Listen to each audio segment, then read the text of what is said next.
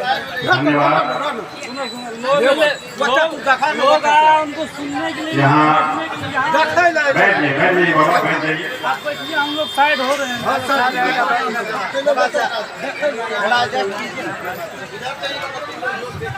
ठीक है सर।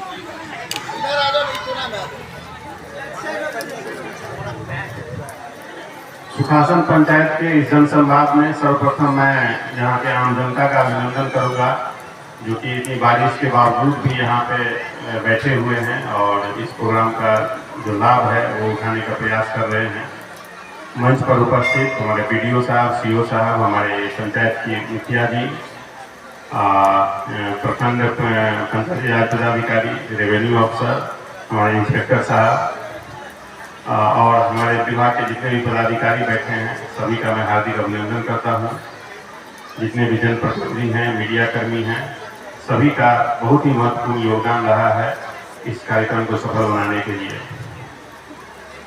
लेकिन इस कार्यक्रम की सफलता हम लोग उसी समय समझेंगे कि जो भी योजनाएं विभिन्न पदाधिकारियों के द्वारा बताई गई है, उन योजनाओं का आप लाभ लें। तभी हम लोगों का इतना मेहनत जो आप लोगों के द्वारा किया गया है, जो विभिन्न पदाधिकारियों के द्वारा जानकारी दी गई है, वो तभी सफल होगी जब उसका आप लोग लाभ लें। बिहार सरकार के द्वारा बहुत सारी योजनाओं का संचालन किया जाता है, सरकार का उद्देश्य भी रहा है, लेकिन जानकारी लोगों तक नहीं पहुंचती है। समाचार पत्र के माध्यम से, रेडियो पे या अन्य माध्यमों से बैनर पोस्टर लगा के सरकार का प्रचार करती ही है, लेकिन तथापि उसके बावजूद भी लोग नहीं पहुंच पाते हैं, लाभ या जानकारी नहीं पहुंच पाती है। इसीलिए जनसंवाद कार्यक्रम का आयोजन किया गया है। इसका दो उद्देश्य है। एक उद्देश्य ये है कि जितनी भी योजनाएं हैं उनकी जानकारी आप तक पहुंचाई जाए, और दूसरी कि जो भी इससे लाभान्वित हुए हैं, जो लोग इससे लाभान्वित हुए हैं, उनसे हम लोग हर एक 4-5 आदमी से 2-4 शब्द बोलने के लिए कहेंगे, ताकि आप लोगों को लगे कि सरकार की जो योजना है उनसे लोग लाभ ले रहे हैं, और उनसे प्रेरित होकर आप भी इन योजनाओं का लाभ लें और सरकार की योजनाओं को सफल बनाएं। अभी मैं यहाँ पर बैठ करके सभी पदाधिकारियों की बातें सुन रहा था, तो बहुत ही बेहतरीन योजनाओं सरकार के द्वारा लाई गई है। बहुत सी बेहतरीन योजनाएं हैं जो कि किसी के भी जीवन में कायाकल्प कर सकता है। जैसे जीविका के माध्यम से, जीविका के जो पदाधिकारी थे उनके द्वारा बताया गया बहुत छोटे छोटे रोजगार, अगरबत्ती बनाने का रोजगार, मुर्गी पालन के संबंध में रोजगार। और पता नहीं, हमको यहाँ पे नए आए हैं, लेकिन हम जहाँ भी पहले पोस्टिंग थी मेरी, हमने देखा है कि जीविका कितने नीचे स्तर तक पहुँचकर और एकदम डाउन टू अर्थ पहुँचकर लोगों के पास, जिन नीडी आदमी के पास पहुँच करके और कितना ज़्यादा लाभ लोगों को पहुँचा चुका है। हम लोग देखे हैं पेपर में बहुत तरह की बातें आती है। नीरा का उत्पादन जीविका में बहुत महत्वपूर्ण योगदान रहा है। उसके बाद आपका अगरबत्ती के बारे में बता ही रहे थे। तो कोई भी आदमी यदि इन सब चीज़ों की जानकारी लेगा, ट्रेनिंग प्राप्त करेगा, तो निश्चित रूप से सफलता प्राप्त होगी और रोजगार का सृजन भी होगा। एक तो ये है कि हमारी जो भी योजनाएं हैं वो आपको, अगर आप पीड़ित हैं या कुछ हैं, उसे फायदा दिलाने के लिए है। लेकिन दूसरी तरफ योजनाएं हैं। एक योजना तो ये हो गई कि आप यदि किसी विपरीत परिस्थिति में, तो सरकार के द्वारा जो लाभ दिया जाता है, जैसे आपदा की योजनाएं हैं, जो आवश्यकताएं हैं। और दूसरी तरफ ऐसी भी योजनाएं हैं जो आपकी जिंदगी को बदल सकती है, रोजगार सृजन कर सकता है, और आप अपने सीमित संसाधनों से बहुत अच्छी खासी आमदनी उत्पन्न कर सकते हैं। हमारे जो TDO साहब जो हैं, हमारे वेटनरी डॉक्टर साहब, कितनी अच्छी बातें बता रहे थे कि बकरी के पालन में, हम तो उसको नोट भी कर रहे थे, बकरी के पालन में, गौ के पालन में, गाय के पालन में कितना बड़ा योगदान दिया जाता है सरकार के द्वारा। अब हो सकता है कि लोगों के पास जानकारी नहीं हो।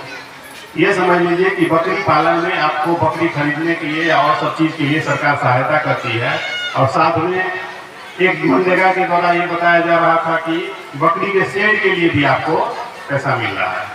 अब ये समझ लीजिए कि आपकी सारी व्यवस्था लगभग सरकार कर रही है। एक तो खरीदने के लिए एक विभाग के द्वारा मिलता है, दूसरे विभाग के द्वारा उसका शेड बनाने के लिए मिलता है, और सारी चीज़ें होती है। हम लोग का बकरी पालन इतना महत्वपूर्ण है। आप लोगों को याद होगा कोविड का समय, हम लोग थे जहाँ पे कहीं भी थे, कोविड के समय में बकरी के लिए आप लोग को जानकारी होगी कितना मारामारी था। बकरी का दूध इतना इम्पोर्टेंट होता है और इतनी ज़्यादा इम्यूनिटी होती है उसमें, रोग प्रतिरक्षण क्षमता बढ़ाने के लिए, कि उसका कोई जवाब नहीं है, तो कोई सब्स्टिट्यूट नहीं है। और आप लोग संभवतः सभी को जानकारी होगी कि कोविड के समय में, वो बहुत लंबा समय नहीं हुआ है, लोग नहीं भूले होंगे, बकरी के दूध के लिए कितनी डिमांड थी और लोग मारामारी कर रहे थे कि बकरी का दूध मिल जाए।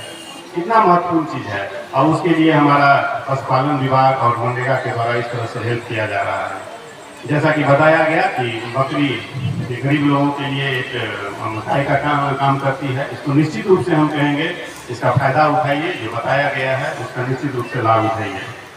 प्लांटेशन के बारे में बताया गया, देखिए कितनी अच्छी बात है, हम लोग को प्रैक्टिकल में देख चुके हैं, बहुत लोगों को इससे कितना लाभ मिला है। प्लांटेशन में जमीन आपकी है, उसमें आपका जो ये पौधा दिया जाएगा वो सरकार के द्वारा दिया जाएगा, उसमें सहायता की जाएगी, उसमें मजदूरी भी सरकार के द्वारा दी जाएगी और पौधा भी आपका हो जाएगा। ये समझ लीजिए कि कहीं से भी आपका इसमें बहुत ज़्यादा खर्च नहीं है और पौधा आपका है।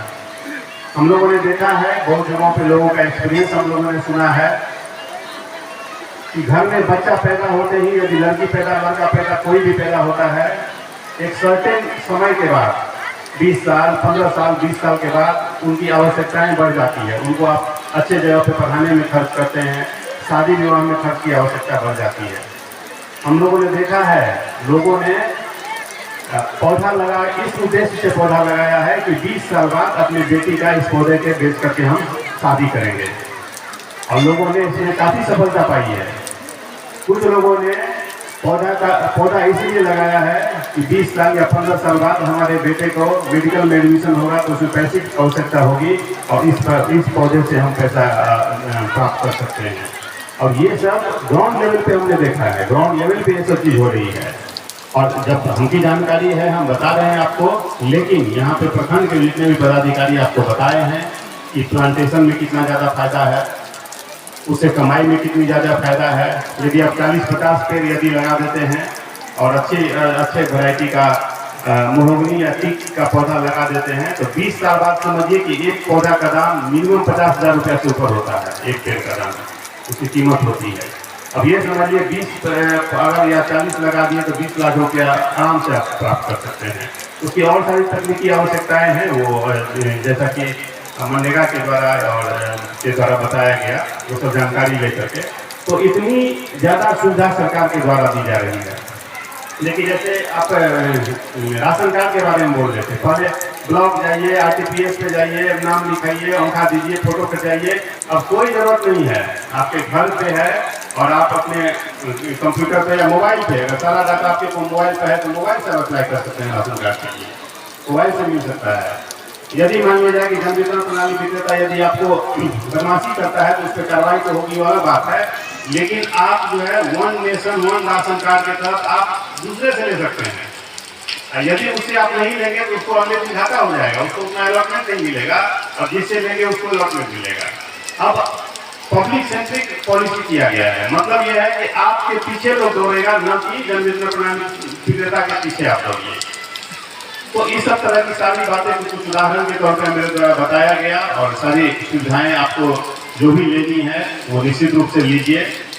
और निश्चित रूप से ये आपके प्रखंड में दूसरा जनसंवाद प्रोग्राम है, सभी जनसंवाद प्रोग्राम में हम लोग रहेंगे ही, और पूरी आशा और उम्मीद के साथ कर रहे हैं कि आगे भी जो भी जनसंवाद होगा निश्चित रूप से आप लोग उत्साह के साथ भाग लेंगे। साथ ही इसकी सफलता उसी बात पे आती जाएगी कि जितने भी योजना की जानकारी दी गई है, हर एक योजना का तो मैं जिक्र नहीं कर सकता हूँ, लेकिन कुछ उदाहरण के तौर पर मैं बताया हूँ। उन योजनाओं का जब आप लाभ लेंगे तभी हम लोग का इतना मेहनत सफल हो पाएगा, और मुझे पूरी आशा और विश्वास है कि इसका निश्चित रूप से आप लाभ लेंगे और जनसंवाद कार्यक्रम को आप सफल बनाएंगे। धन्यवाद।